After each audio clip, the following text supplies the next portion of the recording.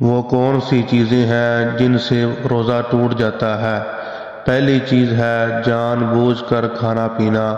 اگر کوئی آدمی جان بوجھ کر کھاتا پیتا ہے تو اس کا روزہ ٹوٹ جاتا ہے۔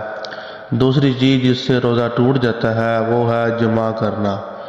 تیسری چیز ہے جان بوجھ کر قے کرنا، جان بوجھ کر الٹی کرنا۔ اگر قے خود بخود آ جائے تو پھر روزہ نہیں ٹوٹے گا۔ اگر آدمی خود کرتا ہے، جان بوجھ کر قے کرتا ہے تو اس کا روزہ ٹوٹ جائے گا۔ اور وہ چیز ہے عورت کا حیض و نفاس کا شروع ہو جانا، اس سے عورت کا روزہ بھی ٹوٹ جاتا ہے۔ اور اگر ہم وضو کرتے وقت ناک یا منہ میں پانی چڑھائیں اور یعنی کہ مبالغہ کریں، اس سے بھی روزہ ٹوٹ جاتا ہے۔ ہم سب کو چاہیے جب ہم روزے کی حالت میں وضو کریں تو ناک یا منہ میں پانی کا مبالغہ ہم کو نہیں کرنا چاہیے۔ اور یہ تھے وہ لوگ جن سے روزہ ٹوٹ جاتا ہے۔ اور وہ لوگ کون سے ہیں؟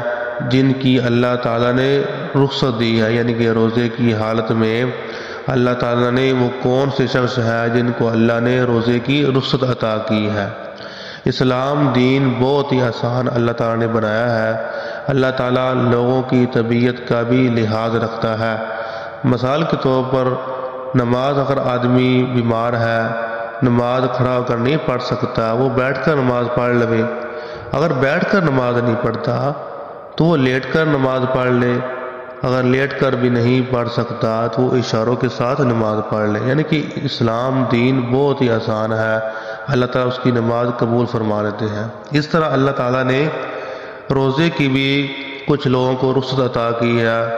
مثال کے طور پر اگر کوئی بندہ بیمار ہے، اس کو بخار ہے یا کوئی بیماری اس کو لگ گئی ہے، اللہ فرماتے ہیں فَمَنْ كَانَ مِنْكُمْ مَرِيضًا أَوْ عَلَى سَفَرٍ۔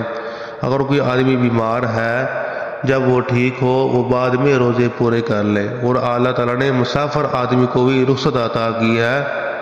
اگر کوئی آدمی سفر کرتا ہے اس کو بھی اللہ تعالیٰ نے رخصت دی ہے کہ روزے بعد میں پورے کر لے۔ اور اس طرح حاملہ عورت کو بھی اللہ تعالیٰ نے رخصت عطا کی ہے۔ اور اسی طرح دودھ پلانے والی عورت جو اپنے بچے کو دودھ پلاتی ہے، وہ روزہ نہیں رکھ سکتی، وہ روزے بعد میں پورے کر لے۔ ویڈیو اچھی لگی ہو ہمارے چینل کو سبسکرائب کریں۔ السلام علیکم۔